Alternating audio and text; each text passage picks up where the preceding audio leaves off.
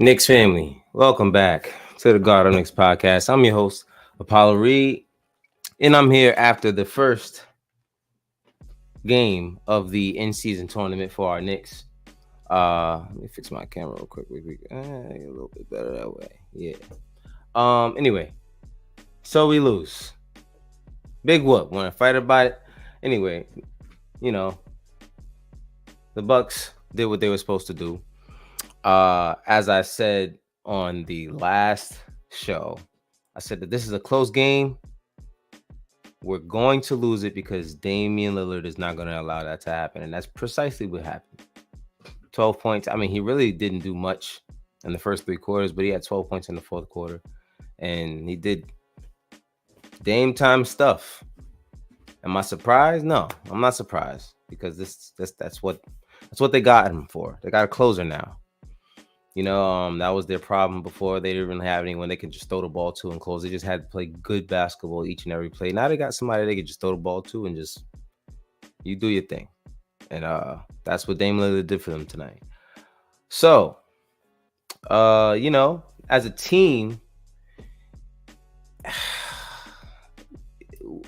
of course, as usual, the running theme for this team this year has been what?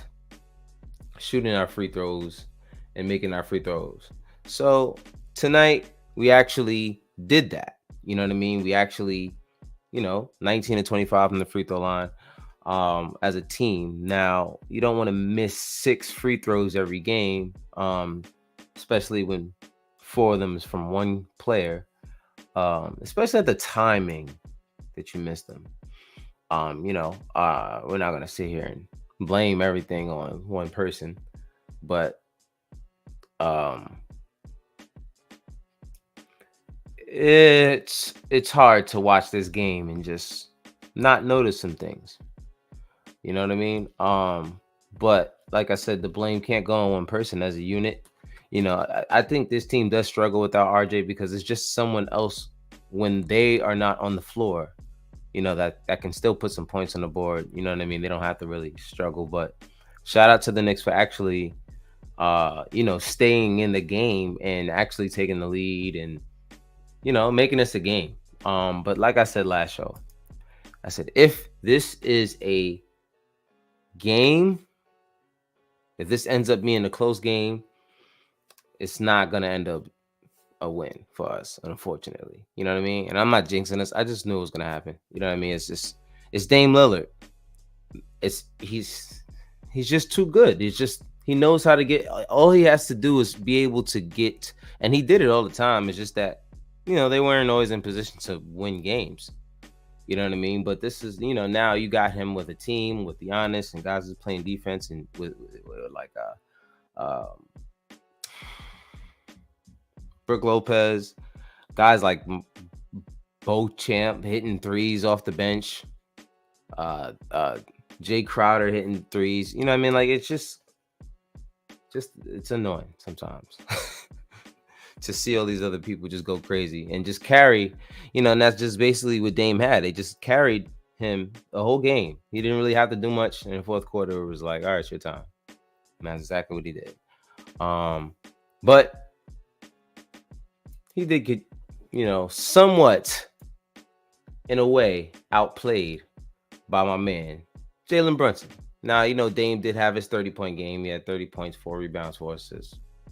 Cool. You know what I mean? But Jalen Brunson ended up dropping 45 points, 5 rebounds, 4 assists. You know what I mean? So, it's, the sad part about it is he didn't really looked like he wanted to do it up until a certain point. In like the third quarter, he was like, all right, I don't really have it out there in terms of help. Now, Grimes was getting his thing going. Shout out to Grimes. He got 11 shots tonight, you know what I mean, and knocked down 6 of them. And this is what you want from Grimes. You want Grimes to be able to be that, and this is it. Like, you don't need him to do more than what he did tonight. Right? At least tonight, you got to see what he can be when he's someone who's just part of the offense. He doesn't have to be a focal point. He's part of the offense in terms of scoring. You know what I mean? You got him the ball, 10 threes he put up. He only took one other shot. Took 11 shots. 10 of them were threes. So you know what I mean, and he was 50% from from the 3-point line. I took taking 10. You know what I mean. So that's good. That's good if you ask me. Um, he's above 50. He's 50 and above, and you're taking a high volume of of threes. That's good if you ask me. 4 rebounds and 2 assists from Grimes. He ended up with 17 points. But my thing sometimes is why can't this be consistent? Why can't this be every game? You know what I mean? Let's talk about some of these numbers here. Josh Hart, 10 rebounds. Of course, he's going to give you the 10 rebounds, five assists, 3 steals.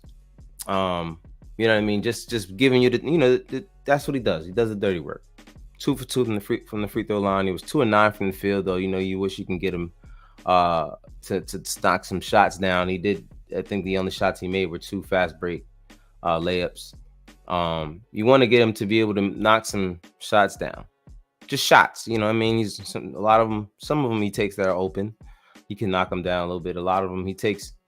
He ends up contested because he hesitates a little bit. I don't think he has the faith in his shot there. He was 0 for 4 from the 3-point line. So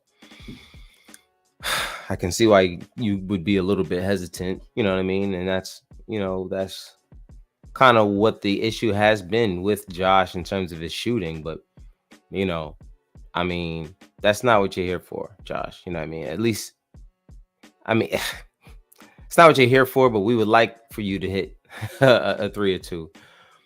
If you're gonna take 4, but regardless, like I said, the 10 rebounds and 5 assists and 3 steals, 1 block, like you can't beat that, man. You know what I mean? And it's just a bargain deal for that kind of player too.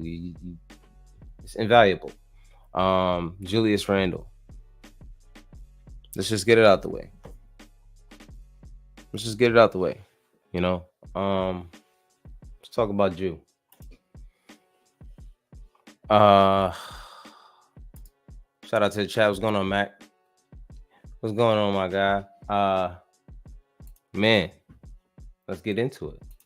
Julius Randle, what is going on with you, my guy? I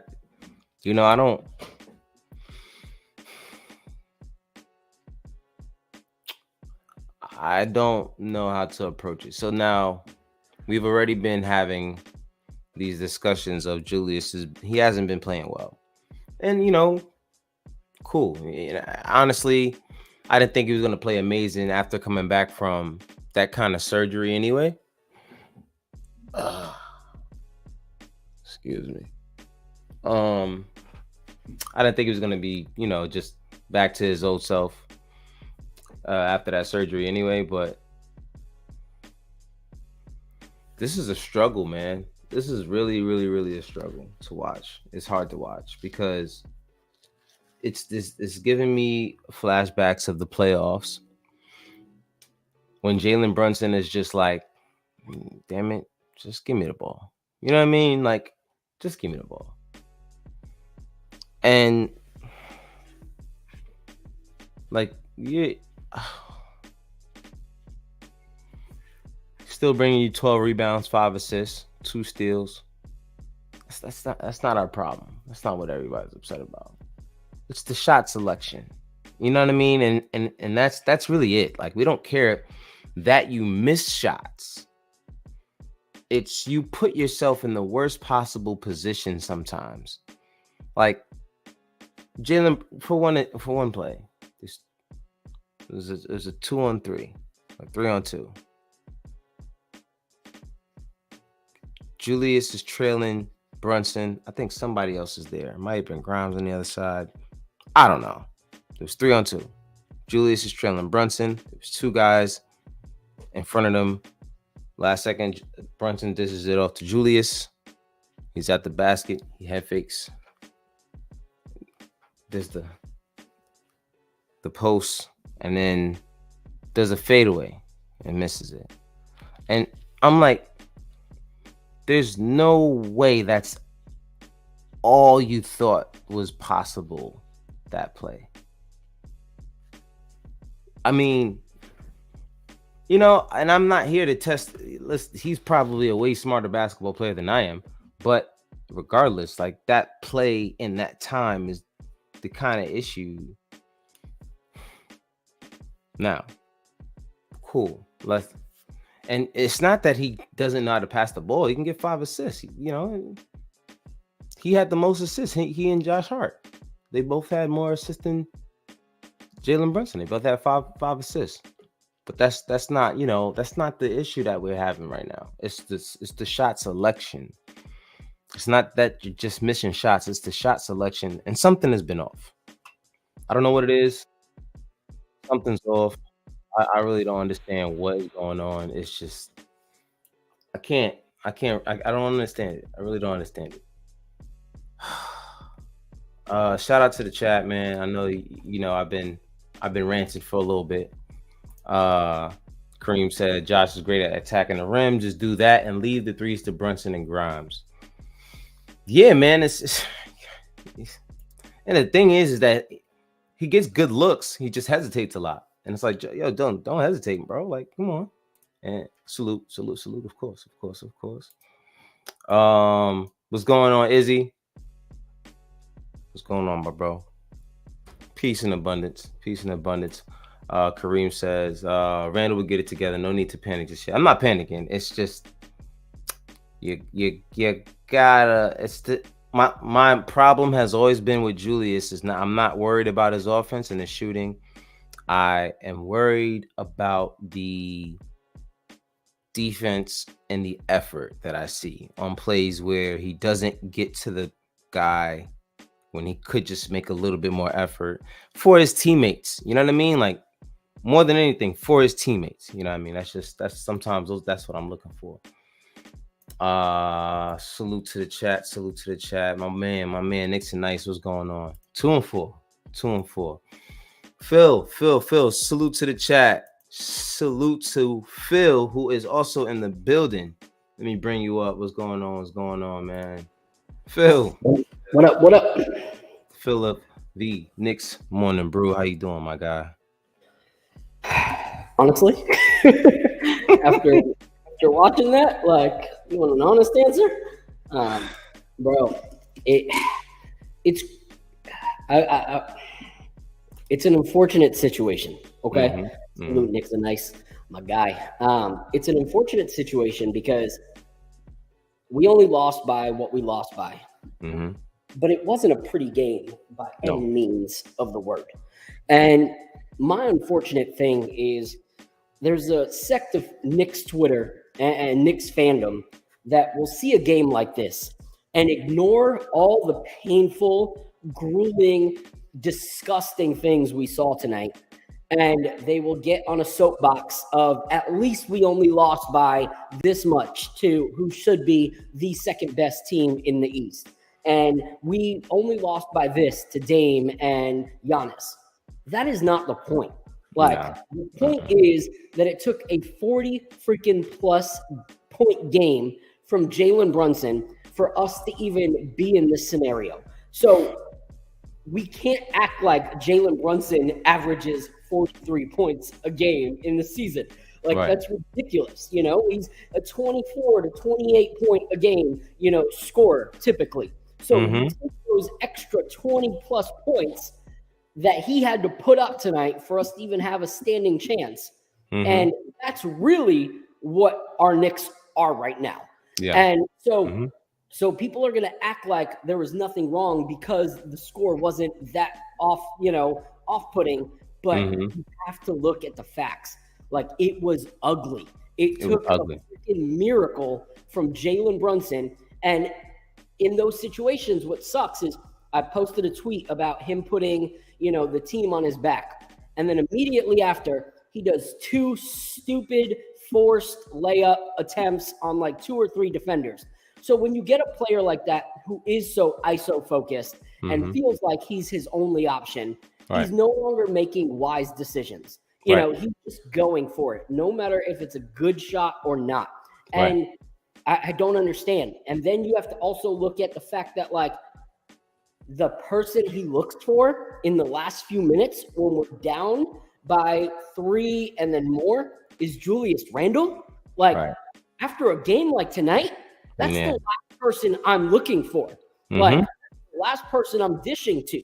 because if a shot has to be made, I'm looking for the other guys. Right. So for me, this was kind of a very ugly kind of massacre situation, where you have to look at it. You have to look at Randall's performance and go, what the hell?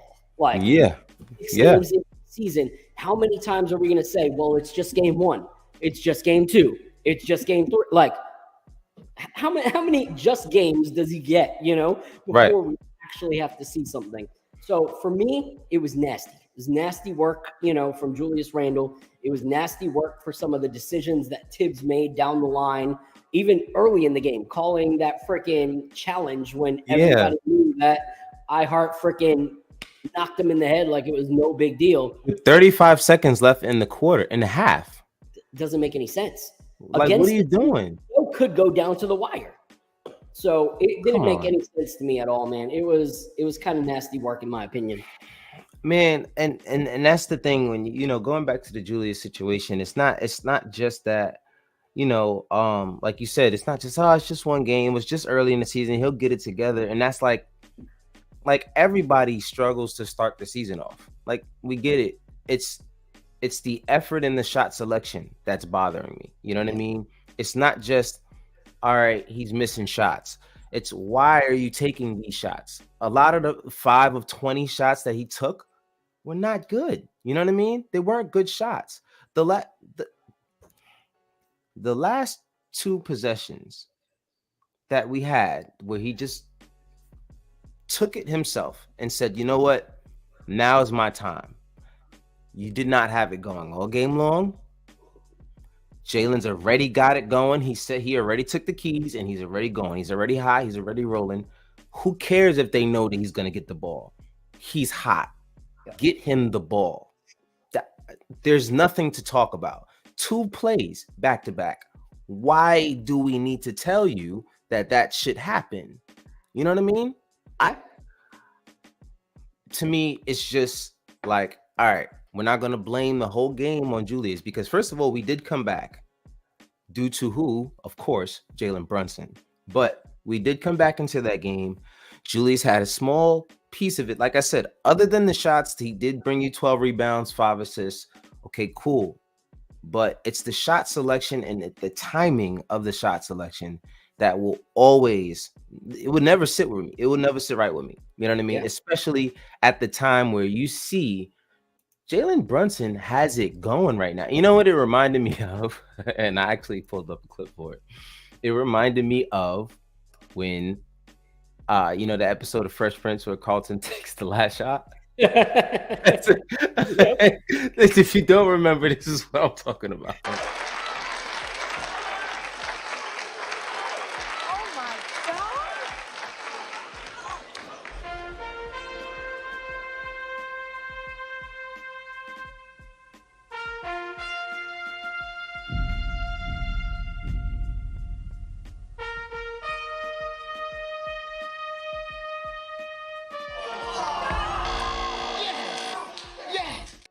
Like, why? Like, he was already rolling, bro. Just let him rock. Give him the ball. He kept you guys in the game. You owe it to him at this point. You know what I mean? And first off, shout out to you for that clip and that comparison. Like, if you don't cut that and put it on Twitter tonight, like, I'm firing you for friendship. But like, here's the thing, bro. The crazy thing is, it showed everybody 2 things. Okay. First, it showed a lack of understanding of how to actually play the game. Like, when you look at it, you've had the worst field goal percentage. And there's a stat from Knicks Views that he is number 3 out of top 5 worst ever in the first starting games field goal percentage in NBA history. Wow. Number 3. So you're coming in as the 3rd worst shooter in NBA history after 5 games, and you are going to continue to force shots. Wow. Like, there were things that he did that looked good. Like, he didn't give up on certain plays when it came to, like, big bodying Giannis in the paint. Right. Salute to that. Cool. Mm-hmm. when you know your shooting is trash and you start to shoot and see, still trash, right? You don't continue to force it, especially when your team is down. You always ride the hot hand. If we lose because the hot hand got cold, that's different. But the fact that we're giving the ball to the cold hand, and I blame Jalen Brunson on this too, because Jalen gave it to him, that's an issue. So it showed a lack of basketball knowledge from Julius Randle. Like it showed a lot of going back to his head down, going to force it no matter what. And it also showed the difference between a bona fide star and someone who has star moments throughout a season. Dame started off completely slow, but Dame knows how to be able to turn it on, especially when a game is on the line. And he's earned that right to be able to do that. Julius Randle has never proven to be a closer, ever. Like if you look at some of our biggest closer moments as a Knicks franchise since he's been there, they're Julius Randles or IQs. They're not Julius Randles. You know, I mean, they're RJ Barrett's or IQs. Or IQ, They're not Julius Randles or Jalen Brunson. You know, so the fact that Julius Randle would go, all right, here we go. I'm shooting 24%. Now's my time to win us the game. Back-to-back plays. That's just crazy to me. And the fact that Tibbs allows that is crazy to me. Like, absolutely crazy. That's the thing, and like Nixon Nice said in the chat, he said Tibbs has no control, and that's that's to me it's like you said, it's a lack of understanding on a coaching standpoint and on a basketball standpoint. Now, Jalen Brunson, I understand. All right, I've had the ball for this many plays. I do want to get Julius to feel like he's included, because psychologically, when you're on the basketball court and you know there's someone else who's struggling, you want them to feel included. But you also have to have a level of understanding of like, all right, not right now, my G. You know what I'm saying? I got this. You know what I mean? Like, I want to get you included, but just chill out. You know what I mean? I got this right now. And that's kind of what, and if you even look at it, right on the other side of the court is the same kind of dynamic. You have the guy who's a big man who's made his name in the franchise already. You have another point guard who comes in, scoring point guard. And what did Giannis do? I watched an interview that he had with that they both had with, who was it? Was it Ahmad Rashad? I forgot who it was. They had an interview with someone, and it was basically how they were just talking about the chemistry that they were building as they started. And Giannis immediately was like, listen, this is your team.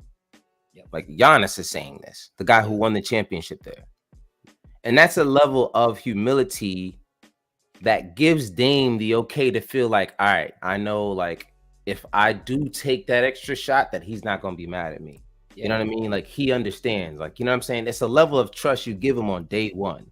Now, if this was the Bucks in this situation, do you think Dame gives Giannis the ball? No, I don't think so. I think Dame understands that Giannis understands that understanding, everyone understanding that, listen, this is my time. You know what I mean? This is Dame time. Yeah. And Giannis is cool. Make that play, you're going to get the ball. And you've seen countless times tonight. 12 points he scored in the fourth quarter. 12 points Dame scored in the fourth. And that's crazy that you bring up that point, because you have a guy who not only has won an NBA title, but he's also been an MVP of the season and the MVP of the finals. Right. And yet he's able to say, all right, I'm going to pass this off. Like, I'm giving you my spot. You're coming into my domain. And I can acknowledge that you are a closer more so than I am. Dame time has proven time and time again, regardless of no ring, regardless of no MVP ever, like, I know that when it comes to closing games, Dame can pull it off. The fact that those two guys in such a short period of time can trust each other and be so humble to do that is huge. Because in moments like tonight, I do not see Julius Randle being okay with us getting the W and Jalen Brunson getting that sole credit. All the praise for tries it. to show up in those clutch moments when he's never shown up in clutch moments. Mm-hmm. And all of a sudden, nope, I'd rather be the guy than dish it off to who was brought in to be the guy. Exactly. So regardless of what he says about their relationship and this, that, and whatever, I do not believe he is willing to humble himself and allow this to be Jalen Brunson's team. No. And that's why the Knicks will not progress past what we were last season until a move is made. And this is not Julius slander. It's Julius like truth of how he fits into this team. Like it's JB's team. Josh Hart is here because it's JB's team. Dante DiVincenzo is here because it's JB's team. Yeah. Brian, I can't say Archidiacono. because it's JB's team. He'll never see an NBA minute this season unless we're up by like 30 plus points. Yet he is on our squad. Why? Because it's JB's team. Everybody knows it except for Julius Randle. And that's a huge problem because Tibbs, the one person Tibbs will not hold accountable is Julius Randle. Yes. So it's a cluster. Like it's a freaking time bomb watching those kind of situations because we could have maybe pulled away with that W. Like we maybe could have. And yes, there's still some dysfunction where the Bucks are still figuring out the pieces. But you would think with continuity being the term that we were given for why we were going to be successful, you would think that while a team is in dysfunction trying to figure it out, that our continuity would have been our strength. Yet we did not see that at all. Exactly. And that, you know, just to pile on even more, like you can't say that continuity is, you know, what you're looking for. And then I don't see any development in chemistry. You know what I'm saying? Like it's been the same, just like last year. It's the same vibe. It's the same offense. It's the same everything. You know what I mean? I haven't seen a difference yet. This is the first game that I'm actually proud that they got Grimes involved. Like, whoa, first, thank God. Like you got Grimes some shots. You know what I mean? And you know, this should be, and that to me is a structure of your offense. You know what I mean? That's a difference. You know, there's no way you have a guy like Quentin Grimes on your roster and he's taking 4 shots a game. He's starting. He's not just on your roster. He's in your first 5. And that to me just shows like what are we doing here? This guy has been working out with JJ Redick over the summer. Not to say that's anything, but clearly that means he's a shooter. Why is he only taking 4 shots in an offense that needs shooting? You know what I mean? So here's a key point that you bring up. We need shooting. We're down. And yet Tibbs does not have our shooters in that game. So if you look, our shooters, especially from 3, were Quentin Grimes, Jalen Brunson, and Emmanuel Quickley. Okay? You have Josh Hart out there shooting 22% from the field goal and 0 for 4 from 3. I understand he's a defender, but so is Emmanuel Quickley. So in those minutes, it should have been Emmanuel Quickley and Grimes that were out there with Jalen Brunson. So Jalen Brunson now has 2 shooters that could maybe catch and shoot and get us back into this game with seconds left on the clock. Right. But instead, you give it to Julius Randle because you know that Josh Hart could not freaking hit anything at all, not even a 2 in that game. So why would you give him the ball in that kind of situation? You wouldn't. So you limit Jalen Brunson's options when the freaking game is on the line, and that is just a poor freaking coaching job. Yeah. Absolutely poor. Personally, I don't care how small the lineup is. You need to have. There's no way Quickley and Grimes shouldn't be on the floor with you, especially if RJ's not playing. Yeah. Like RJ's already not here. And he's someone who takes a lot of threes, even if he doesn't make them. This year, he's actually been making them. Yeah. I'll give him that. But historically, he's not the shooter, but he's going to at least take those shots. Yeah. Josh doesn't want to take the threes that he's taking. That's the difference about Josh taking the threes. He doesn't want to take them. So automatically, he's not going to make a lot of the shots he takes. Sorry about that. He's not going to make a lot of the shots he takes because he's not in the position or wanting to make these shots anyway. He wants to get someone else involved. But my thing is okay, cool. Why is Josh Hart there? You know what I mean? I know if you want him here, you want him here to be able to be that glue guy. Okay, cool. That's his role, and you need shooting. Why do you have him out there with a lineup that needs shooting? It just doesn't make sense. You know what I mean? Like, you're acting like Quentin Grimes doesn't play defense. There was a play, I think it was to end the second quarter or the third quarter, where he plays straight up D on Dame, and Dame doesn't even get the shot off. You know what I mean? He tries to get the three. He couldn't. Straight up D. You know what I mean? And that's the thing. You can't have you. How can you have a guy who can play defense and stop Dame in a buzzer beater situation, straight up, no foul, and can go on the other side and knock down a three and put the ball on the floor and get to the basket, and you're not utilizing that? It just doesn't make sense when you have, I don't know. It's just, and that's the thing is, he's a glue and hustle guy. I'll give him that. Yeah. But what we needed in those last minute and a half was not glue or hustle. Right. Like, that's not what was going to get us back into that game. No. And we can't act like Emmanuel Quickley is not a frustrating defender. Yeah. Like, he brings the defense that we need, So it's not like a fall off. Like, yes, there's a little bit of height fall off, but we weren't worried about that. Yeah. We were worried about Dame in those minutes. And so we still had Grimes on him. Yeah. Josh Hart wasn't really contributing anything in the last minute and a half of the game except standing there because Jalen Brunson would not give him the ball because the game was on the line, and he knows that Josh Hart is not a clutch shooter. You're going to put all your star power when it comes to shooting out there.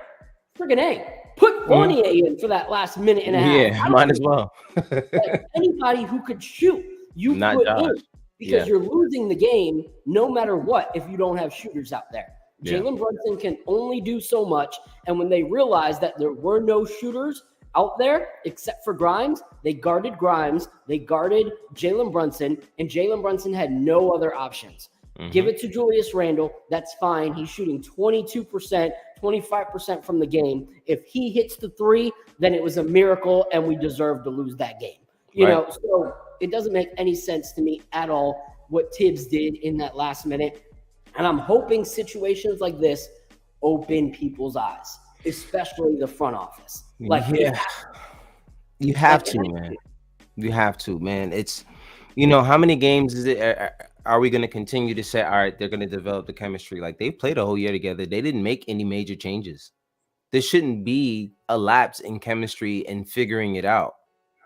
That was the reason why we didn't go get anyone else that was going to impact the 9-man freaking rotation that we have. It's so we can keep that continuity. And why do we still have the same issues that we're having last year? Yeah. What have we really been working on? Like, where is the schematic difference of last year compared to this year? That's all I'm looking at. You know what I mean? Because there's too many times this season where I'm watching Brunson carry the offense himself. Maybe out of a timeout, there's a play call.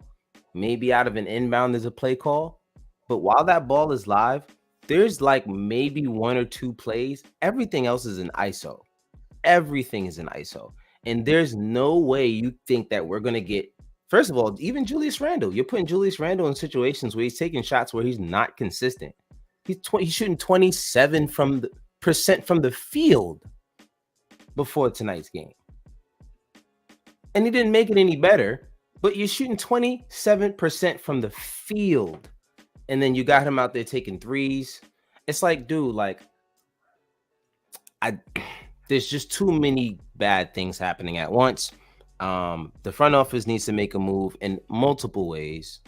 I don't know how this can work, but I don't see Jalen Brunson being okay with, I don't like saying it because I don't know this for anything. I just don't see Jalen Brunson being okay with Julius Randle being that guy he has to rely on every night, because I don't think he feels like he can rely on him every night. I don't see it. And he can't, and to your point, you come into the game shooting 27%, yet you still force things up. His actual percentage has now gone down because he shot 25% today. So he's no longer even a 27% on, the season so far.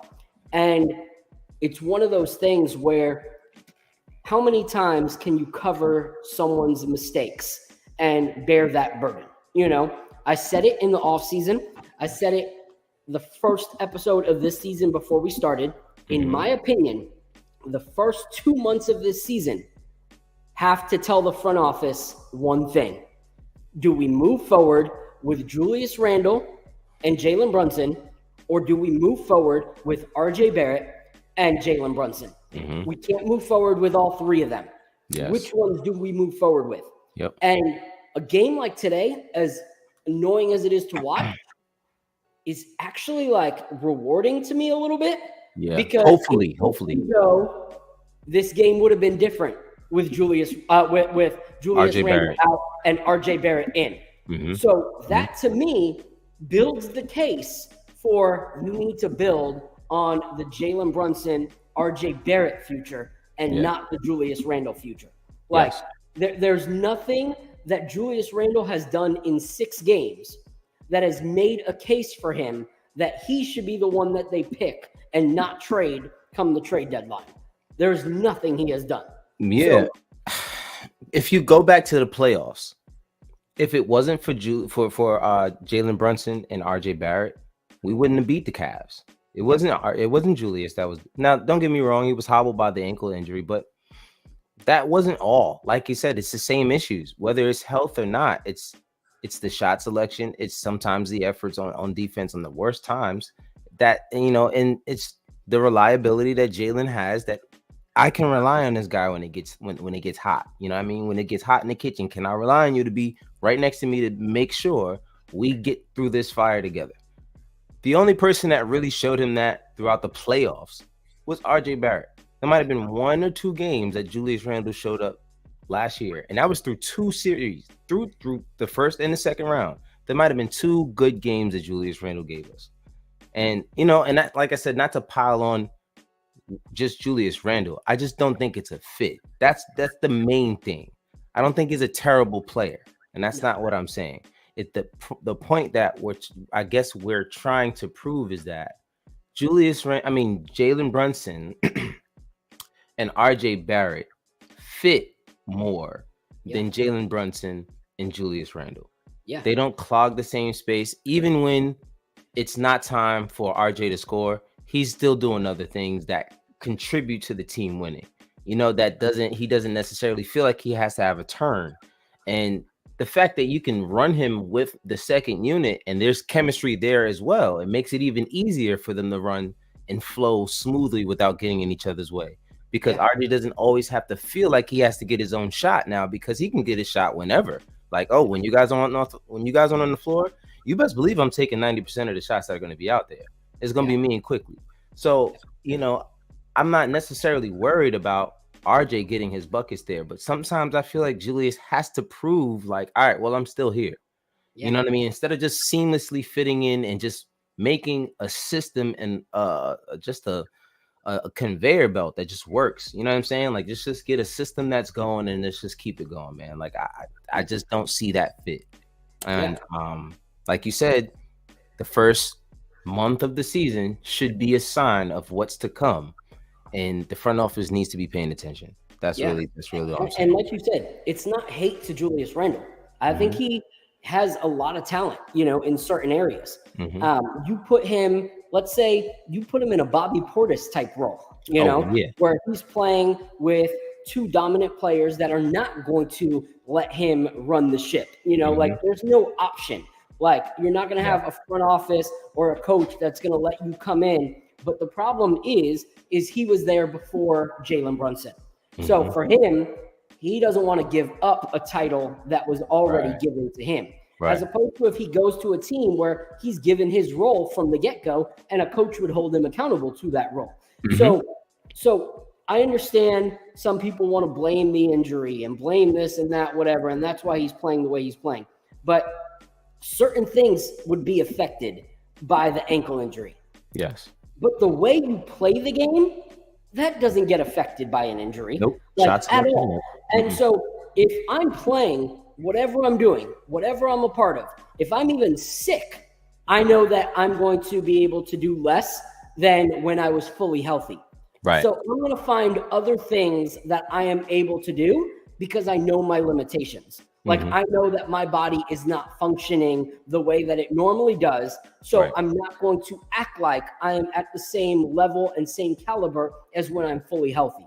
That's what a wisdom basketball player would do. Not a selfish, I'm going to still get mine kind of basketball player. And maybe it's not selfish. Maybe it's just lack of self-awareness. Either way, it's an issue, you know? And so I also don't want to look at the injury as an excuse, because what we found out was that RJ Barrett has been injured since the first game against the Celtics. And yet he still came out. And if you look at his stats, 21 points, 45% shooting in the games that he's played. And some of those were injured. So let's stop with the babying and stop with the excuses. Find a better way to contribute to your team. Don't do things that your body can't do if that's really the reason you're playing like trash. That's it. You know, and that you can't say it any better than that, man. You know, guys shouldn't really make excuses for, first of all, if a player is not saying the injury is the reason why they're not playing well, you shouldn't be saying that. You know what I mean? I'm giving you the credit. I know you got to work off like getting your bounce. Like, you know, Richard Jefferson was saying it during the game. Sometimes you got to get your bounce back.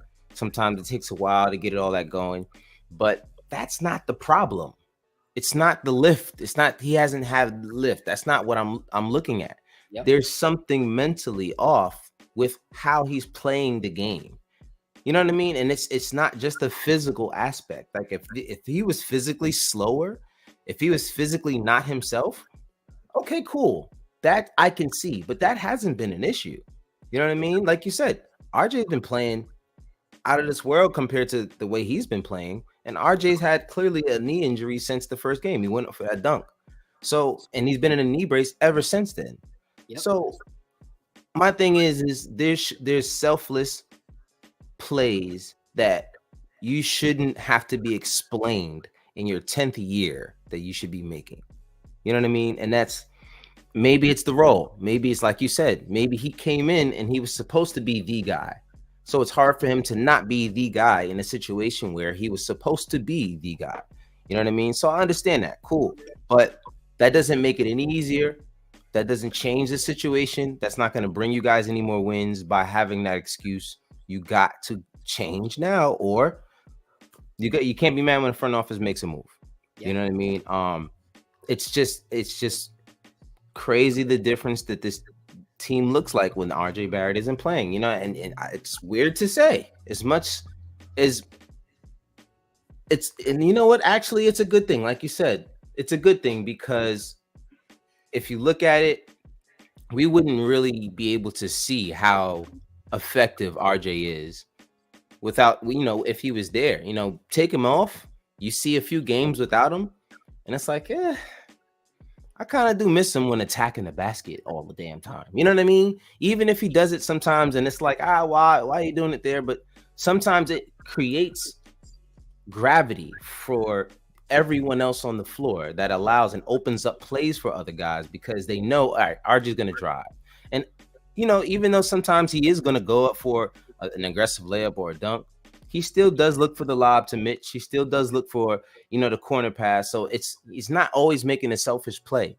You know, but that's the difference that you see now. If Julius didn't play and RJ still playing, you don't got to tell RJ to bring it with his energy. You don't got to tell RJ to be ready. You don't got to tell RJ to just do a lot of the little things that we've been wanting Julius to do. It's just the little things. But you know, like I said, this is not a bash Julius show, but this game told us a lot about the Julius and Jalen Brunson pairing and what it can't be, because I'm not sure if we probably already seen what it can be. It's a second round appearance at best. And I don't think it goes any further if that's just going to be your, your two main guys. So who knows? Who knows what this front office decides to do? I mean, it's going to be whatever they do. It's not going to be something small at this point. They waited too long to do a small move. You have to do something major if you're going to do anything. So it's either you stick with what you got, with what you have, or you kind of like take a roll of the dice and you just get rid of whatever you got to get an Embiid kind of guy here, or whoever is disgruntled at some point and might want to make a move. But that's why you keep your eyes on the Embiid situation, which I know Leon is doing because he used to be his agent. So we know that he's looking at what's going on over there. They have a relationship, so I'm sure that there's a mutual thing going on there, and I'm sure everyone knows. I'm sure Philly knows. It's not a secret. Maybe that's why Julius has been playing the way he's playing. Maybe he just feels like he might be thrown into that. Who knows? We don't know what plays into the psyche of a player every year when there's things going on like that, but tonight wasn't a good example of what we needed to see with these two guys together, because everyone's like, yo, trade RJ. All you need is your two best players, which is Julius and Jalen, and we can get this going. Now, do we know that that's going to work now? I don't know. I'd be scared if I trade RJ somewhere and he's paired with the right person and all of a sudden he knows how to work with them and then they go far. That would bother me. Yeah. That would bother me more than Julius going somewhere and it working, because if Julius went somewhere and it works, I think, cool, that's where you need it to be. Yep. I'd be happy for Julius because he just doesn't fit here. He's a good player who's talented. He just doesn't fit. Yeah. So, but that's just me. That's some great points. And the thing is that it's like, the unfortunate thing is that it's not too late to turn things around. Yeah. But I don't have the trust in the coaching to make the necessary adjustments to turn it around. Like I just don't see that happening, And so at the end of the day, it's like, what other options do we have? What other options do we have? I personally think that Julius Randle would thrive and have the height of his career somewhere else, because he would go in with that understanding of who he's going to be. You put him on a contending team and he's that extra X factor to help them win, as opposed to a team that's trying to find their footing so they can win. And he's trying to figure out, how am I not the guy? I thought I was the guy. I should be the guy. And that wrestling back and forth with his own mind on that situation. Yeah. And so for me personally, like, I don't want Julius to not succeed. I just don't think he's going to succeed here. Yeah. And I don't think we are going to succeed with him. Yeah. Like, you look at some of these other teams and I'm like, in a game of 7, I'm not trusting what we're seeing on this court right now. Like, I'm not trusting that in a 7-game series. Nope. I'm not trusting that in a play-in game, And so I'm hoping that something changes. I don't know what, but something has to change. Like, it has to change. Like, this whole continuity thing, that was fool's gold, Like, it was something that, was given to us to try and make us be content and buy into the fact that, being consistent. Yes, being consistent is good when the product before was something that you knew you could build upon. Right. But that's not what we saw in the playoffs. Like, if Julius Randle came through and those 3 players worked together in that playoff series, yes, and we lost because we just lost, even though the 3 of them looked like a well-oiled machine, then yeah, hell yeah, we need to build on continuity. Like, those 3 together are building something great. Right. But that's not what we saw in the playoffs. So continuity on something that was already broken doesn't make sense to me. Like, I don't want to be continuous with a broken system. I want to fix the broken system. And then once it's fixed, then I want continuity. So, I don't know, man. You don't build on something that doesn't have a good foundation. It just doesn't make sense to do that. You don't build on something that, first of all, is right next to running water and the soil can give right under the structure. Like it can happen so quick. It can happen so quick, man. And franchises see it happen all the time. And if you wait too long, you get caught up in it, and unfortunately, you just don't. You don't rebound fast when you're building a team. That just doesn't happen right away. Unless you have a bunch of pieces and you can make a trade for a star, and things can continue to roll. Not every team has that ability. Yeah. Especially because of all the assets we build up, we probably able to get one thing, because that's just the Knicks tax anyway. It's just, and that's the scary part. So while, I mean, a guy that, and that's the thing. Now it's like, well, nah, is his value dropping? You know what I mean? Like do we have to give up more now to get rid of him? So that's why this is frustrating. You kind of want him to play better. You do want him to play better, because you do want it to be easier for you to make that trade if you do have to make a trade for a star. Because if Julius is playing like ass, we're not the only ones that's watching it happen. Yeah. You know what I mean? Charles Barkley is on whatever TNT or whatever he's station he's on with these guys talking about, you got to start going to the basket and stop shooting. Like, everyone is talking about it now. Yeah. It's not just the Knicks Twitter thing. It's not just the, fan base thing. Everyone is talking about it. Yeah. And that's the thing is, friggin' when we were watching today, Kendrick Perkins in halftime spent his whole time ripping Julius Randle, talking about how bad Julius Randle has played, how there's no excuses for all the forced ISO that Julius has done this season when he's playing so bad, and how there's no excuse for the level of play that we've seen out of Julius Randle. Like, you have a guy who was all on board with the Knicks last season, coming out straight out the gate, like on national television, just saying how trash you've been all season. Of course, front offices are watching this. This to them goes, if we did want to trade for Julius, we can get him on the low if this continues. Yeah. So who's going to go? Everyone's calling him out and saying he's trash. Let me give great assets for this player. Right. Yeah. It's not going to happen. And, that's the problem when you have a team that's now nationally, how many nationally televised games do we have this year? Like, it's just the number spiked up because of what happened last year and how we played.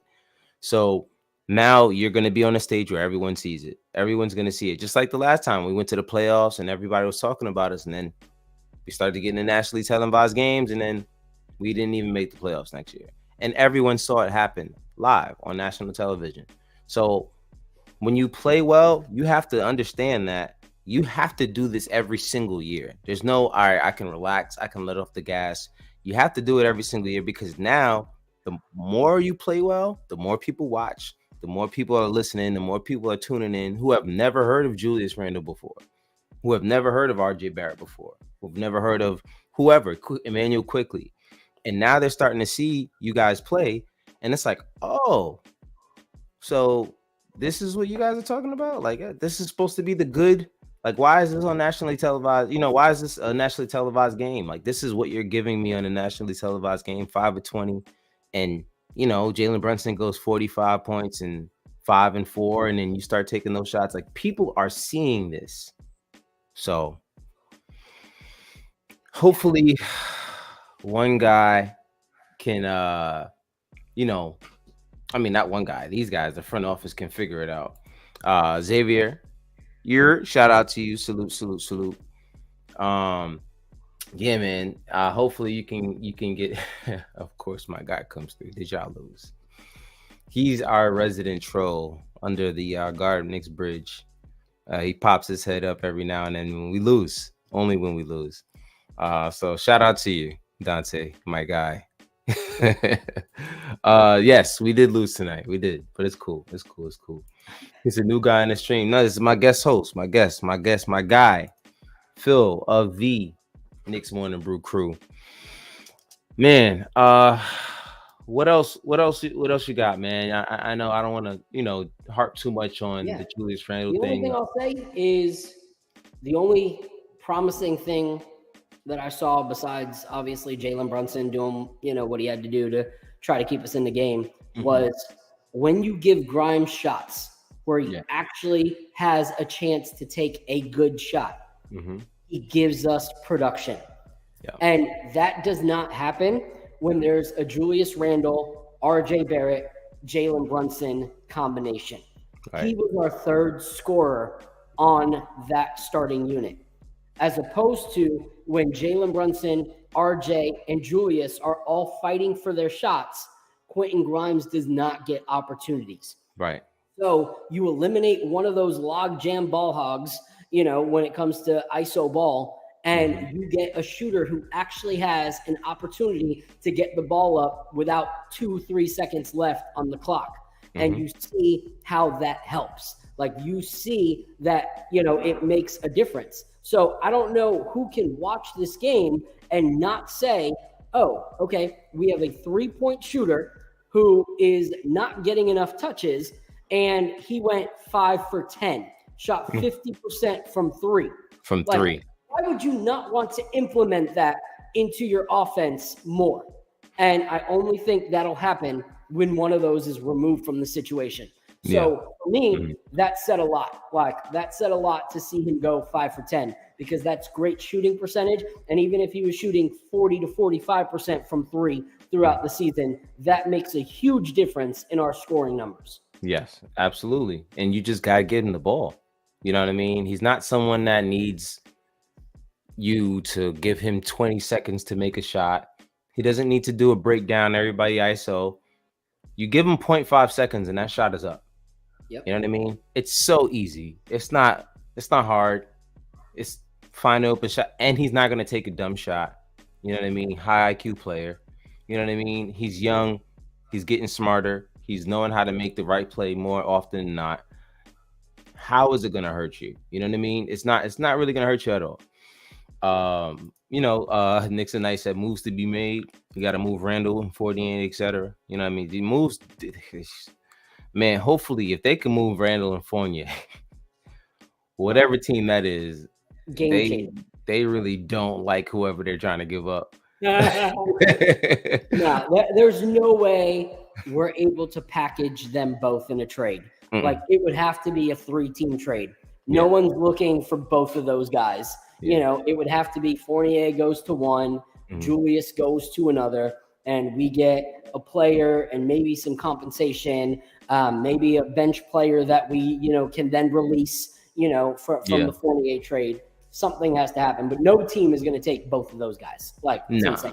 So, but yeah, I want to see that. I want to see when Quentin Grimes misses a shot, I don't get super frustrated, especially in games like this, because most of the times I'm like, all right, yeah, take that. You're 5 for 10.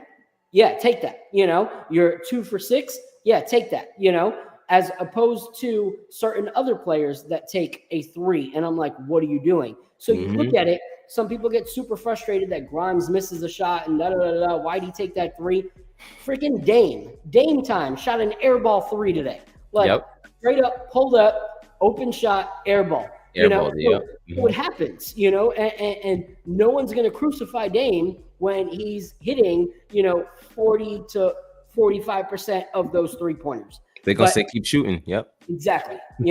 So anytime we can get a player that shoots 40 to 45% from 3, sign me up. I'm good with, missing shots, because I know that other shots are going to hit. Yeah. And you use them. If you're going to get them, then use them. You don't just have them there and you don't make them a part of your offense. At this point, you don't know what he could have done up until this point. But that's the story of the Knicks. Yeah. We didn't know what Emmanuel Quickley could do until, we finally got Alec Burks and Alfred Payton off the team. We do that. We don't see what certain players can do till it's a little too late. And something I want to bring up before we start closing down or anything like that is, you mentioned before that Julius might have in his mind that he may be a traded option and not on the team, and that could mess with a player's psyche and whatever. I'm not going to give that excuse either, because Emmanuel Quickley came in after the Knicks decided not to give him a well-deserved extension, someone who balled out for us last season. Yep. And he has still come in as a professional and has showed up game in and game out this season. So there's no excuse for that from a two-time NBA All-Star, All-NBA player. Like, there's no excuse to come and bring 50% to a game or even 70%. Like, if you're not coming and giving your all, just go. Get off the court.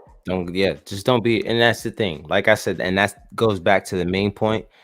If the player that the front office views as the guy they want to move forward with doesn't feel like he can trust you in these crucial moments, you already signed your, you know what I mean? You signed your life away at that point. You know you're going to be included in trades. I don't see, if you look at Julius, I mean, if you look at RJ and Brunson, there's chemistry there. They laugh and they joke together there. You know what I mean? They, even on the court, you know, they just kind of have, there was a clip I saw the other night of Jalen and Julius kind of having a little back and forth. And, you know, it didn't end with a, you know, handshake, head nod, I got you thing. It just didn't end the way you kind of would want two guys who are moving forward and figuring out chemistry to, you didn't end that way. And it made me uncomfortable. Now, do guys get into it all the time? Absolutely. It's not something to trip about. But when you know the kinds of guys that these guys are separately, and you think about how they really could mesh, and then seeing that at that moment, it's like, I don't know. You know what I mean? Because like I said, if it was RJ in that moment, even if there was a disagreement, they would have ended it with like, all right, listen, I got you. Don't worry about it. But that's not how it ended. It ended in where like Julius kind of walked away, and Jalen just kind of like walked away, and he stood there, and you kind of see him. I guess he was just thinking about it. He just started shaking his head like, and I'm like, that's not a good sign, bro. No, it's not a good sign. And that's the thing is, I'm tired of the excuses, you know? Like, you say anything about that situation, and it's the same thing as if you said something about the Quickly situation last year. Oh, it's an emotional game. You know, this happens all the time since NBA, you know, started, since the league, this, that, and whatever. Yes, you're right. Emotional situations between team members has happened since the start of freaking sports. However, when it comes to the New York Knicks, in the last however many years, every time there's one of those situations, there's one common denominator. And that's when it's an issue. So like when I have friends that are always, you know, I catch up with them after every 2-3 months, and I'm like, yo, how are things going? Oh, I quit my job. Why? Oh, because the boss was a jerk. He didn't like me. He treated me poorly. Okay, cool. 3 months later, we reconnect. How's the new job? Oh, I quit. You know, they just had it down for me. They never wanted to promote me. Okay, same thing with relationships. Oh, you guys broke up again? Like, you're not with the new girl? No. She didn't understand me. She was always complaining and getting on my last nerve and this, that, whatever. All right, there's a common denominator, and that is you. That's because every single girl, every single boss, every single team member, every single everything is different. So to say that they are all the same problem when the only thing that's the common denominator in those situations is you, well, maybe it's time to look on the other side of the coin. Right. Because not every boss is the same, not every relationship is the same, and not every team member is the same.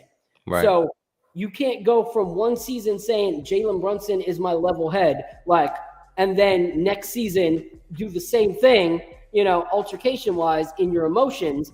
And it wasn't just the altercation, it's the shrug off, like, don't follow me, you know, kind of thing at the end. Like, don't be there. Yeah. You know? And so I'm not going to give that crap, you know, like excuses are done. Excuses are done. If it was a one-off and it was a different team member, cool, whatever. But it's every single time he is the one piece that's in that combination. Yep.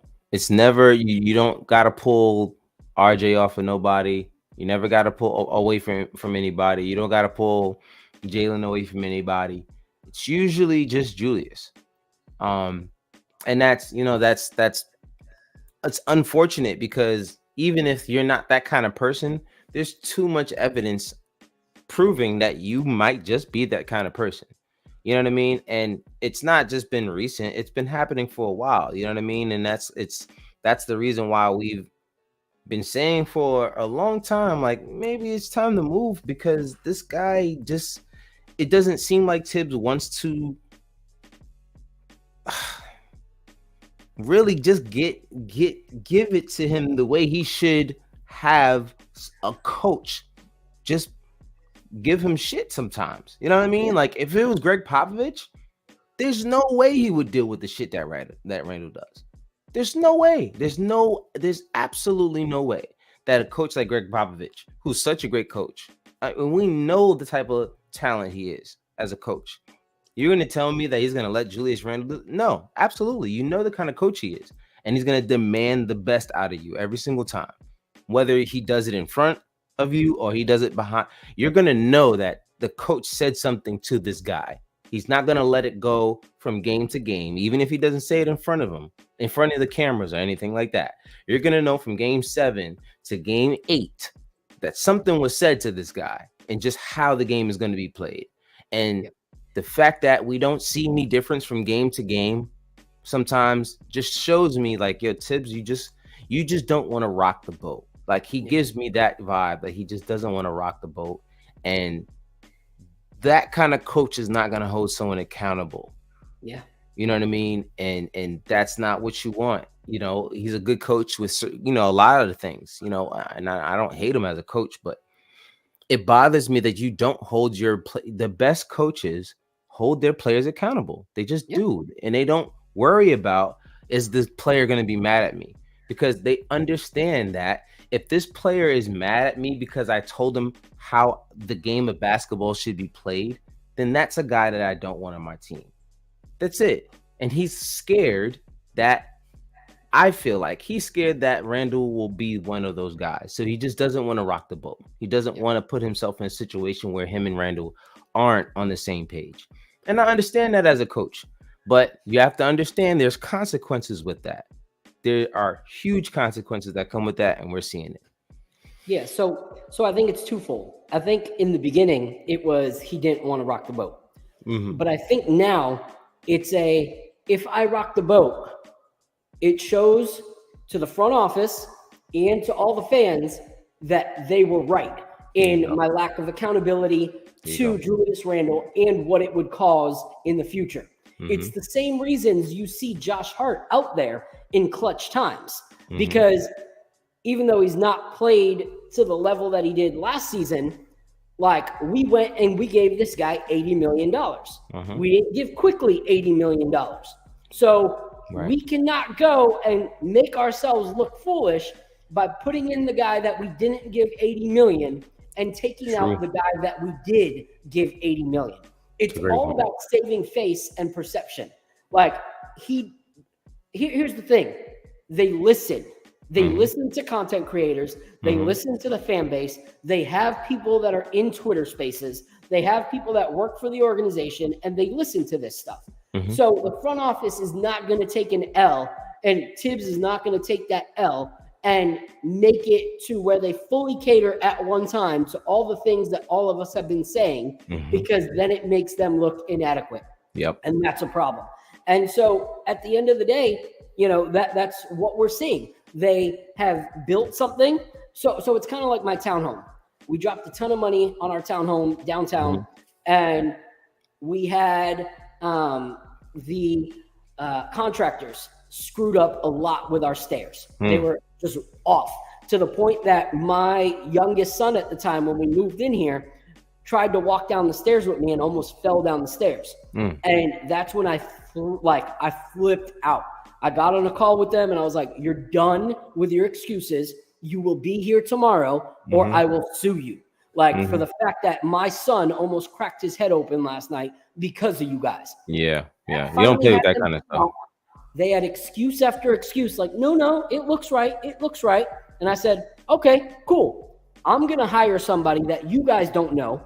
You're going to be there and we're going to measure every single step. They came in and 95% of our steps had broken the regulations for state law on steps by at least an inch. Wow. And they finally caved because I had all the proof everything like that, multiple companies telling them that they were doing like what they did was illegal. And it was at that point only that they were willing to go, okay, we'll do it. But it took all of that. Like, Wow.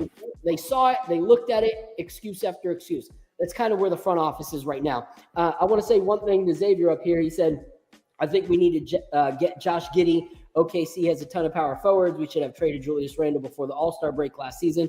Well, that wouldn't work because Josh Giddey is a shooting guard.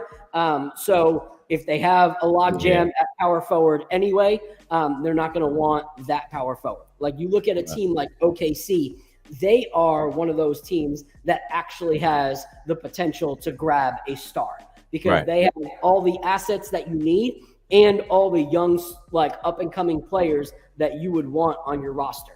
So they would not take a Julius Randle because it doesn't fit on their trajectory of, like, a young team growing. And when they add a star, it's going to be the one that can move the needle to then get them a chip with these young, guys that they got there. So I don't see them moving that at all. So yeah, I mean, it's a positional thing, and they're really strict on keeping certain guys in certain positions. They don't really want, especially Tibbs. He doesn't like to experiment.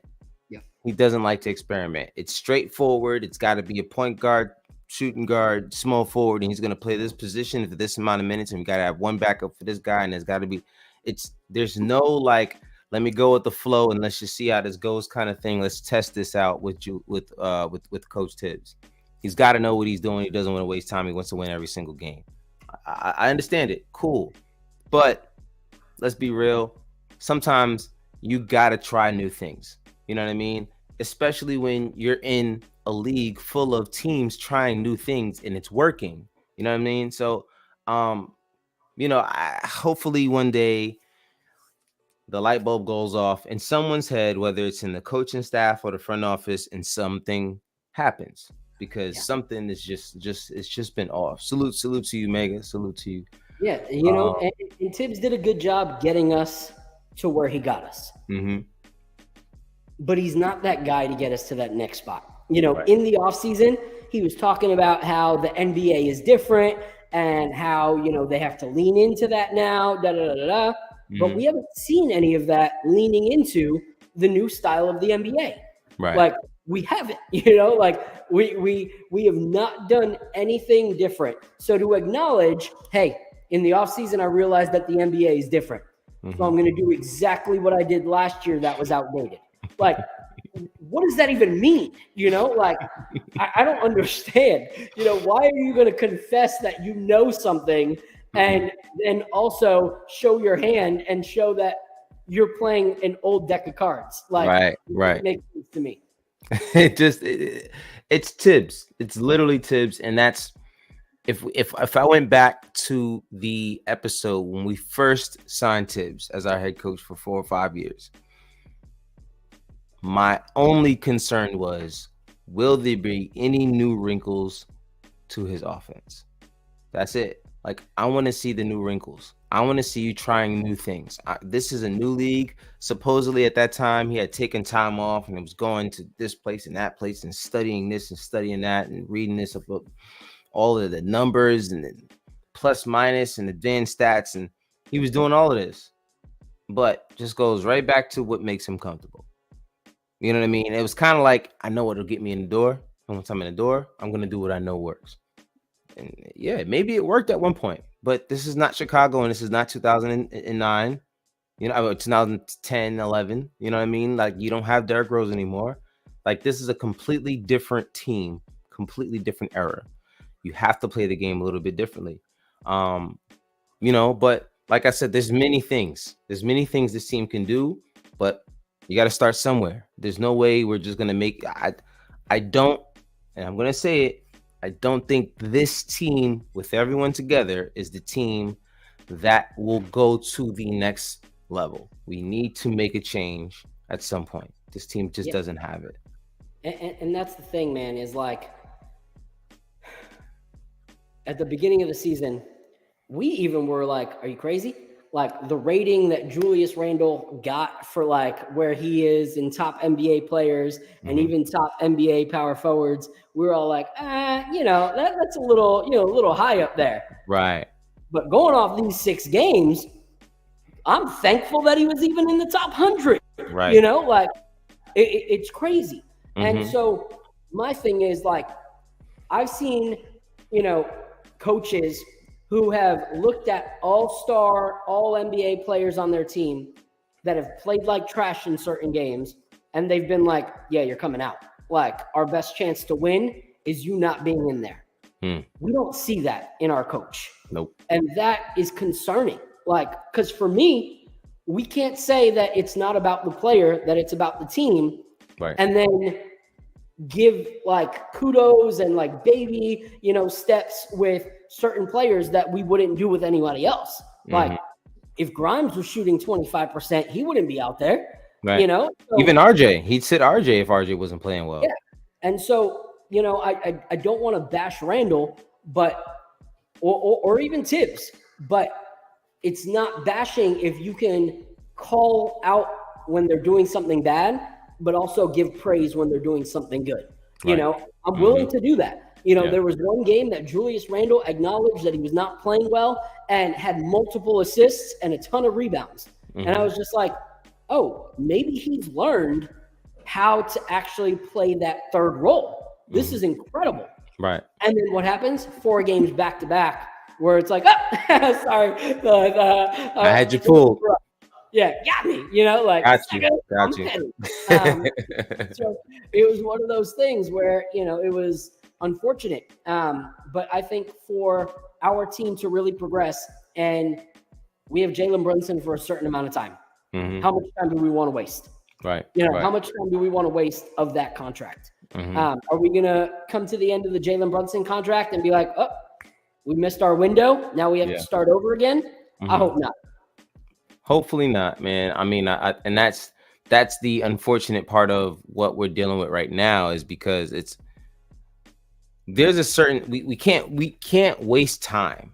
You know what I mean? And that's what you're worried about, is because Jalen Brunson's going to be here for at least another 3-4 years.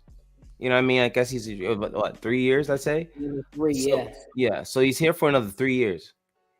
Do you really want to waste another whole entire season and then only have 2 years left, and then give him a whole nother season with another guy to try to figure it out, and then he only has 1 more season under contract? You know what I mean? Like, there's time. The clock is ticking. You cannot sit here and just wait for an opportunity that won't come. You know what I mean? Like, you want to make the perfect trade, just take the loss. You know what I mean? We're going to have to take a loss at some point. We're stacking up all these assets, and we're going to end up dropping these assets on the wrong player if we hold them for too long. You know what I mean? Because now we're going to try to make a move because we're desperate. And before we get desperate, I want us to just start to look back and like, hey, what do we have here? Can this work? Let's just make a trade. Like, you got these guys that you have, what are you stockpiling all these assets for? Now, I'm not just saying throw everyone away, but let's just be honest. You have a guy like Jalen Brunson who is ascending. He will outgrow his contract if he hasn't already. If you think that other teams aren't going to throw the bag at this guy to play with better players, you got another thing coming.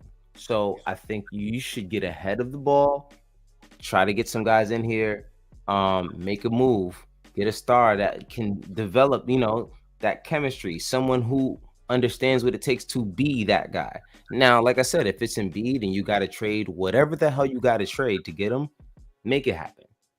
Because at this point, you don't want to waste the time. There's not another star that's going to come. Now, is Embiid the first name in the NBA I would like to trade for? Probably not.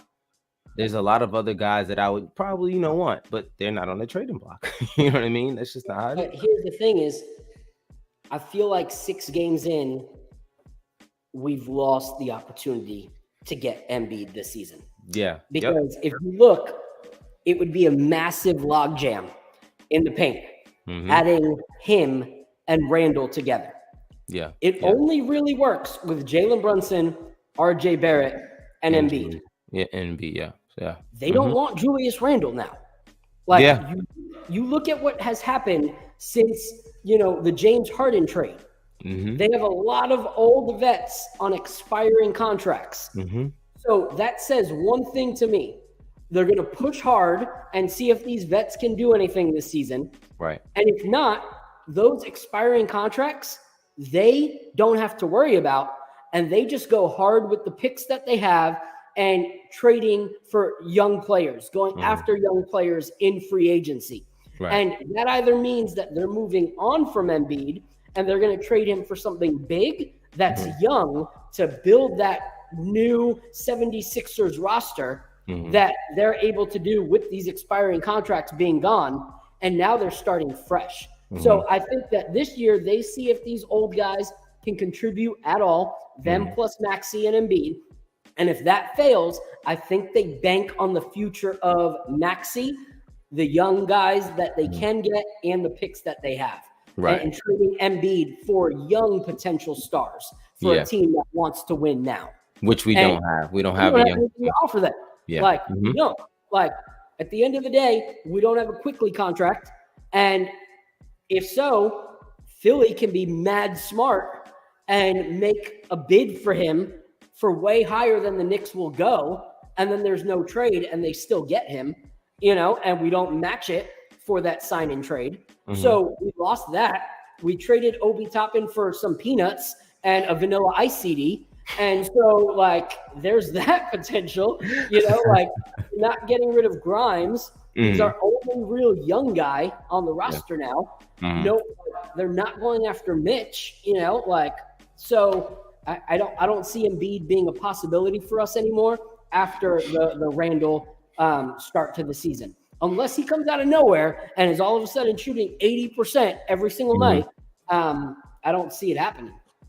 I mean, the only way I see Embiid going to New York is if Embiid himself comes out and says, I want to go to New York. Yeah. Trade me to New York.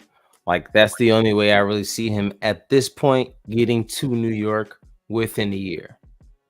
That's the only time I when is he a free agent? Is it this summer After or next summer? Season, I think. All right, so it's next summer. Okay, so it's next summer. So this is, I don't necessarily think this is going to be a 1, 2, 3 kind of thing anyway. It's going to be a long process. He is a former MVP, so there will be other teams that would like a former MVP. You know what I'm saying? Why not?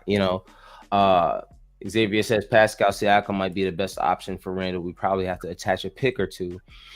Pascal's a good player. My only concern with Pascal is he's hurt a lot. He misses a lot of games. And this is the thing with the Rockets. With the Raptors and where they're trying to go. There is no team right now that I believe are looking at the Knicks and saying, I want what they have. Yeah. Because what they want are the things that we are not wanting to let go of, such as Jalen Brunson and RJ Barrett. And if we do let one of those go, then we're not contenders again, So it's like any trade to me that's going to get us anything is going to involve multiple teams. Because we don't have enough assets to win anybody over. So the only way I think we move Julius Randle is, like I said, taking a little bit of a hit on what we thought he was worth last season and trading him to a team who is already in contention that wants to make that second, leap into the playoffs. So you look at teams that might need, a fourth option or a third option because their two guys are good, but maybe not good enough to beat Denver or to beat Boston. So a team that would want that extra, power and extra strength and extra rebounds. I don't even know off the top of my head, what team would really need that right now. Maybe, if we see, a push from, let's say, Atlanta, maybe, maybe even maybe the Spurs, if they want to get, a little bit stronger because they have already overachieved what most people thought that they would do. People thought it was going to take Wembanyama, some time to actually get acquainted to being in the league. And homeboy just dropped like almost 38 points or something like that on a Durant and Booker team. So that narrative of him not being NBA ready. And so I would see something like that maybe where they can get rid of some young guys. But I don't really see anybody going after Julius Randle that is in contention, because if you look at the teams that are in contention, they already have their power forward. Golden State, they already have, Green. They're definitely not going to get Julius Randle instead of Green. Denver Nuggets, they're not going to trade Aaron Gordon, who is still crazy athletic and has been contributing to them ever since he got there, and he's better every season with them. Like, that's and cheaper. Isn't he cheaper than him too? Yeah, and he's cheaper than him. The Pelicans, they're not going to do it. Mavericks aren't going to do it. 76ers, like I said, probably not going to do it. So maybe the Hawks, but like, what are the Hawks going to be halfway through the season? Are they really going to be in contention when rubber meets the road? I don't know. I mean, excuse me. I think that out of any team in the NBA, Atlanta knows Julius more than any other team outside of the Knicks. Yep. So they know how to use him. I mean, they have a lot of tape when they play against, even when we played against Atlanta and we beat them.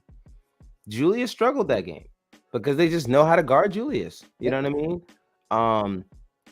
I don't know, man. There's not a lot of teams out there that would benefit from everything that Julius brings. I mean, he's not completely useless. I'm not saying that, but I think a lot of teams would like Julius Randle if they knew he was open to a separate or a different kind of role, for sure. If he was open to a different kind of role, I wouldn't doubt that plenty of teams would love Julius Randle to be on their team as the third or fourth guy. You know what I mean? If they can bring him in and he could understand that, third or fourth guy, yeah, for sure. Why not? But I don't think that's the case, and that's kind of what makes it tough. But we shall see. We shall see. Now, Monday, we are playing the Clippers.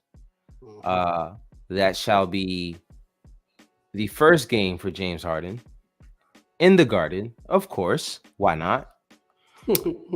For this first half of the season, Jesus, man, it's really not. It hasn't been fun, and it's not going to get any easier. We do play the Hawks, and make sure the Hawks and the Hornets in there, so we can get some wins. We should get at least 2 wins in there. But we got some tough games. Hopefully the Clippers are dealing with some chemistry issues. I don't want to say hopefully they're dealing with injury issues. I don't want that kind of bad juju on me. But hopefully they're dealing with some chemistry issues with the addition of James Harden. But when you got a guy like James Harden who claims he is a system, you kind of got a guy who can just seamlessly fit in and get anyone the ball because he's going to play unselfishly. So we shall see. It should be an interesting game, but I also think we can beat them because we just have more depth. They can't play all 4 of those guys a lot of minutes. But they can stagger that now. Yeah, now they can stagger it. Yeah, they can stagger those minutes. And when you look at it, this isn't the first time that Harden has played with these guys. So it's not completely new. He's played with 2 of their big 3. He's played with George, and he's played with Westbrook. So I'm not so worried about like that combination. I honestly feel like it gives them a cushion against us, that one of them can actually fall on their face in that debut game and it still be okay because the other 3 can show up. Even 2 of those 3 actually showing up and having good games are hard for us. So when you got 4 guys that could any moment Now you don't have to worry about Russell Westbrook taking stupid 3-pointers that might not hit, because now you have another 3-point shooter in Harden, and so I think it actually goes against us even more than before, unfortunately. Yeah. And that's, that's kind of the thing when you got a team like that, and that's the scary part is, they can stack, like you said, they can stagger that. You can have James Harden with Kawhi, and then you can have Russ out there with George. Of course, even if they all started together, you can stagger it. 8 minutes, take 2 out, and then have them stagger those minutes all game long. And then when the crucial parts of the game, the end of the second and the end of the fourth, you got all 4 of them in the game. And, at that point, they've developed a good amount of chemistry, and they're not really burnt out because there's so many of them that can just keep offense going all the time. Even at this point in his career, Russell Westbrook at the point of attack is still one of the best guards in the league, especially if he's getting from a rebound and he's pushing the ball down the court. A lot of teams just don't have anything for that. A lot of teams still can't guard James Harden in the pick and roll. Like, how can you do it? But what James Harden he does need is a big. He needs a big that can get to the basket and get up there, which they don't necessarily have right now. So I figured that, that might be the only thing they're gonna struggle with. But I'm sure he'll figure it out if he's a system like he says he is. But anyway, we'll see how that game goes. Hopefully we'll see RJ that game.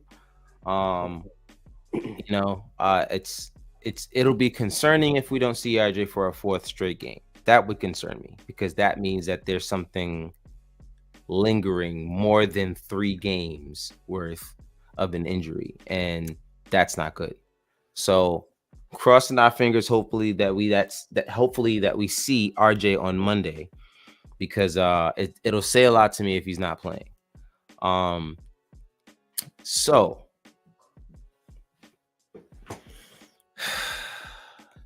do you have us winning that game on Monday if RJ plays?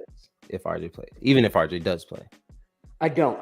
I don't see it, because what I see happening is what we see happening a lot.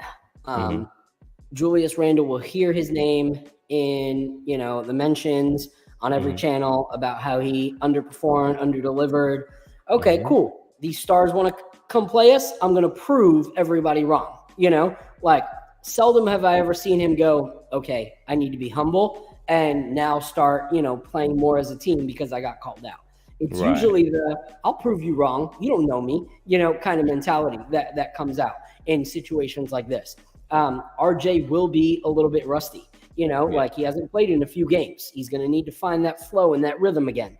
And honestly, like, I don't think that, how do I put it? I don't think that I completely trust this front office when it comes to the medical staff, and being able to want to see RJ Barrett come in and play 30 minutes, in his first game back. So I think if he comes back, my hope would be, okay, he's been gone for this many days.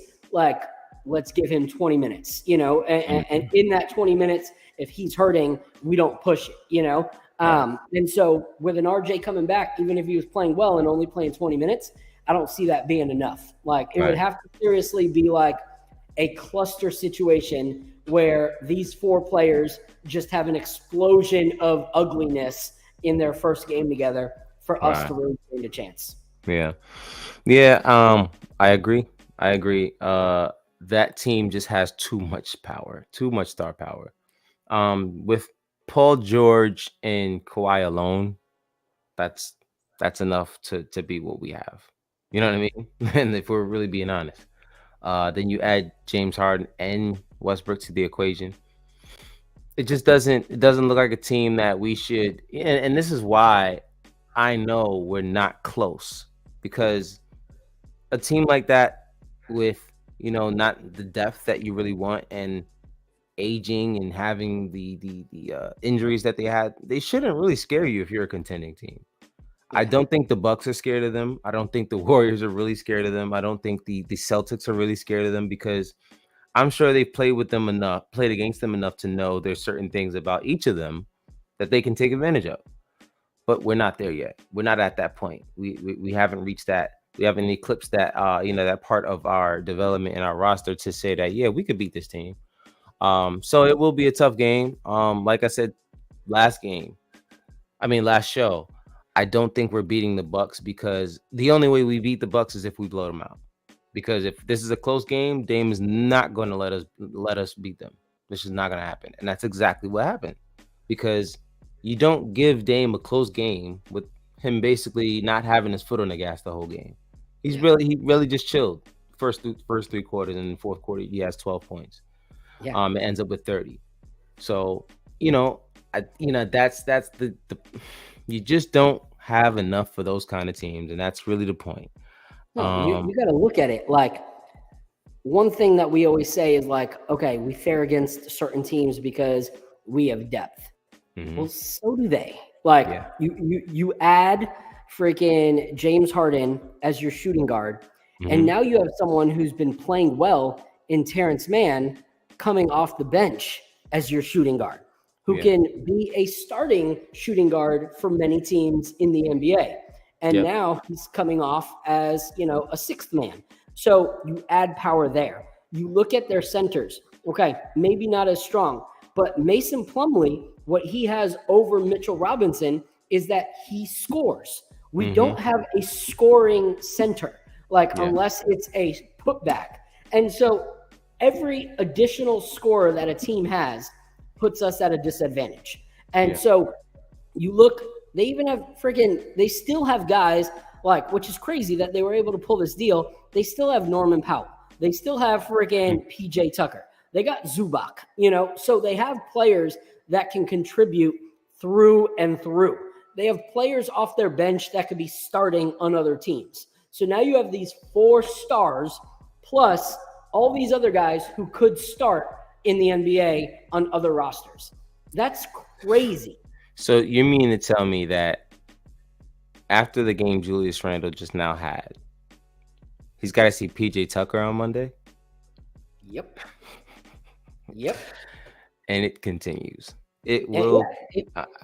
It's insane. It's absolutely insane to think about what could come off the bench. Usually our bench is something that we, hold on to, but I think they have a good bench as well. So, And also, you brought up Mason Plumlee. I wanted to mention that, they do kind of have that high flyer. He can get a pick and roll with Harden.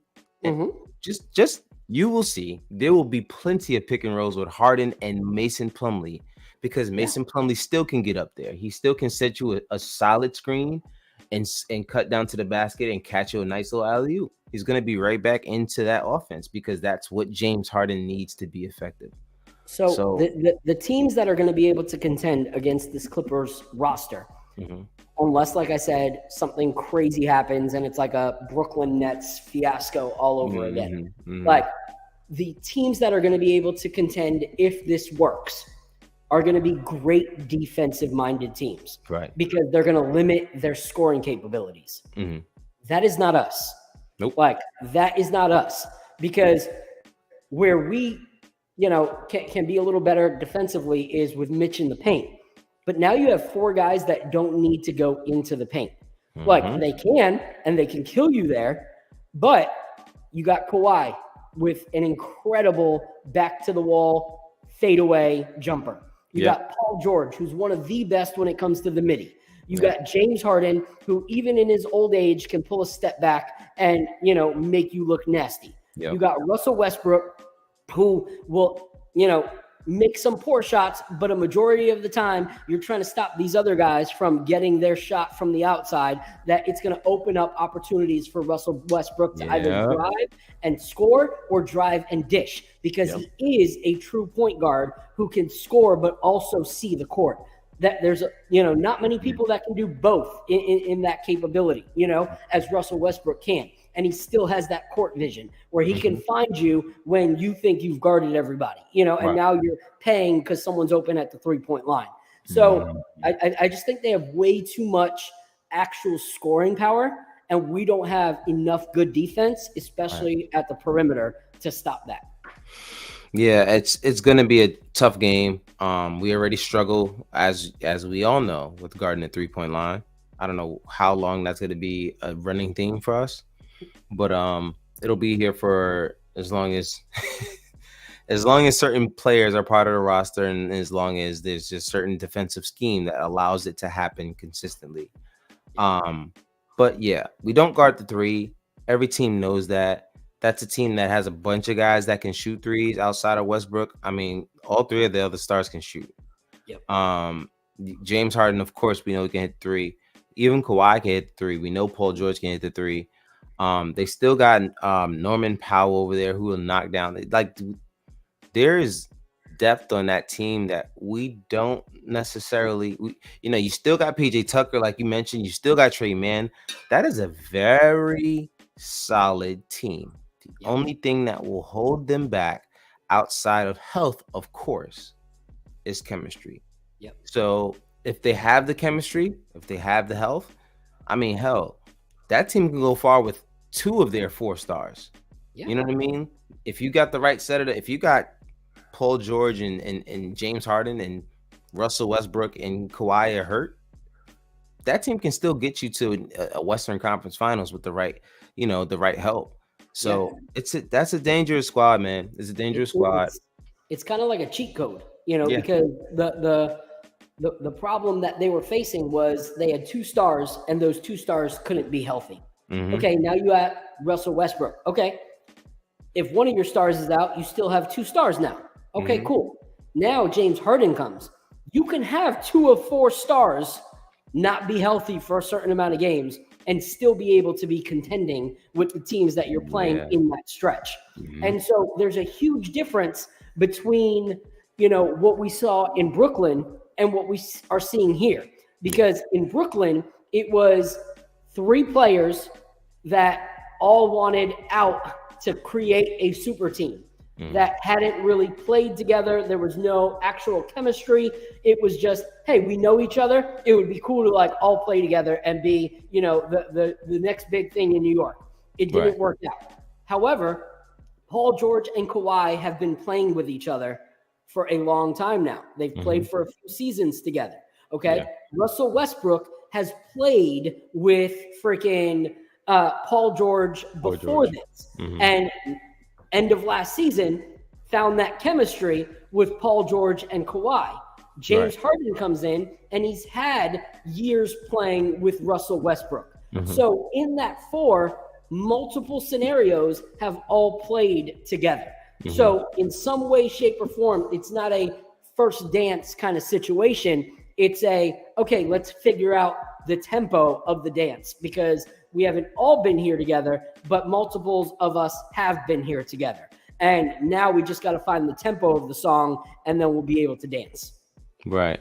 Yeah. I mean, there's not much you can do with a roster like that if you're going into a game, expecting to dominate them. If they're all hitting, you don't have a chance. You just don't have a chance. You can't go point against that team. Yeah, it's you don't have a chance. And that's not just us. I'm talking about the rest of the league as well.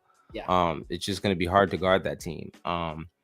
From front to back, from the starting lineup to the bench squad. But Phil, tell the people where they can find you, man. Especially if you guys are still here in the chat, just do us a favor and hit us with a like. Phil, go ahead and tell the people where they can find you, my brother. Yeah. So before I get off, if anyone's in the chat or if you're watching this later, I don't say this lightly. I think Apollo is one of the best to be doing this right now. The natural flow of his conversations and his willingness to kind of see both sides of the conversation, where it's not you disagree, let's fight about it on the air. But it's more so, let's hear your thoughts, let's chop it up. And that's something that we value. We value people that we can just chop it up with and have coffee, style conversations with, like we're chilling at a coffee shop or at a barber shop.